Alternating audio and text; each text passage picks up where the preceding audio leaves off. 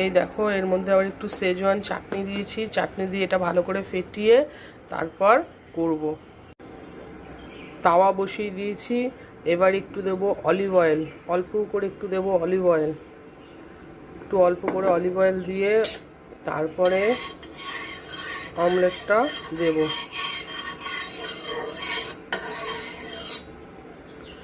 এবার এখানে ওটসের অমলেটটা যেটা গুলে রেখেছি সেটা এখানে ঢেলে দিলাম। এই যে চাটুতে দিয়ে দিয়েছি ওটসের ওই এটা গুলেছিলাম যেটা ওটসটা। এবার এটা একটু ঢেকে দেবো, বেশিক্ষণ না, 3-4 মিনিট একটু ঢেকে দিয়ে তারপর একটু উল্টে দিলে লাল লাল হলেই হয়ে যাবে। তারপর আবার দেখাচ্ছি তোমাদের। দেখি 2 মিনিট হয়ে গেছে, এবার ঢাকাটা উঠিয়ে দেখি কীরকম হচ্ছে। এই যে 1 পিঠ হয়ে গেছে, এবার এই পিঠটা হলে তারপরে একটু সস দিয়ে মেখে দেব।